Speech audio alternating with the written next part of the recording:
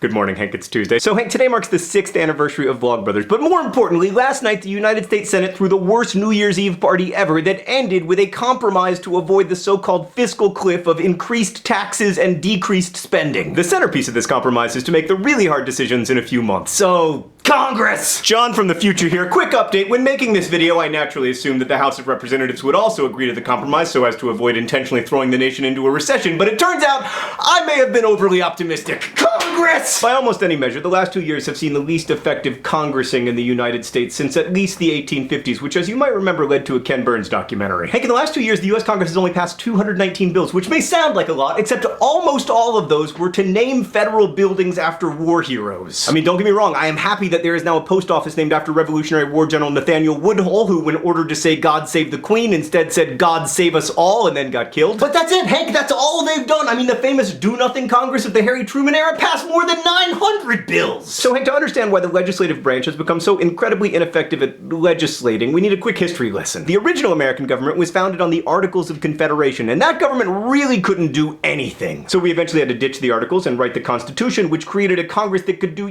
just a little bit. So the United States Congress, like a lot of rich people, lives in two houses. There's the Senate, which has 2 members from each of the 50 states who are elected to 6-year terms, and then there's the House of Representatives, where people serve 2-year terms, which means they're basically always campaigning. Each state gets a certain number of representatives based on population, so like Hank in Montana, you just have 1 because no one lives in Montana. Here in Indiana, we have like 9. And vitally, each state legislature draws its own lines for where the congressional districts begin and end. And Hank, I think that turns out to be one of the central reasons why Congress can't do anything. Hank, my congressperson here in Indianapolis is Andre Carson. He's a Democrat. My across-the-street neighbor, however, is represented by a Republican named Dan Burton. Is that because we live in different zip codes? No, we live in the same zip code. It's because the houses across the street are more expensive, so they redrew the district to include those houses because they figure they'll vote for Republicans. And Hank, this kind of thing is happening all over the country. Like, according to analysis by Nate Silver, in the last 20 years, we've gone from 103 swing districts, that is districts where either party has about an equal chance of winning, to 35 swing districts. And today, because of the way state legislatures draw these maps, most congressional districts are so-called landslide districts, which means they're at least 20% more Republican or more Democratic than the American population. Hank, if you're Democrat Andre Carson or Republican Dan Burton, you're gonna win your general election by like 30 percentage points. So in most congressional elections, the race between the Republican and the Democrat is not a race. The only thing these people have to fear is a primary challenger, another Republican or another Democrat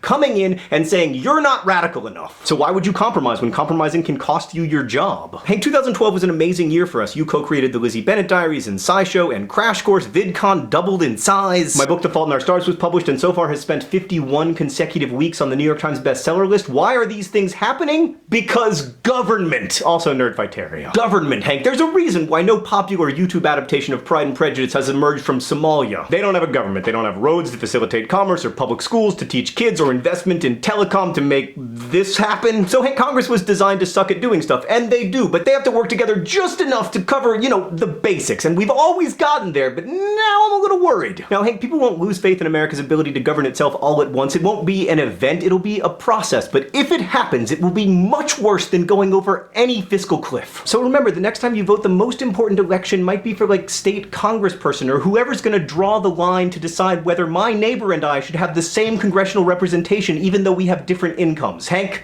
I'll see you on Friday. P.S. Hank, who would have thought we'd be doing this for 6 years? Thank you, American government, for running well enough that I can make videos in my basement for Nerdfighters. That sounded creepy, but it's not.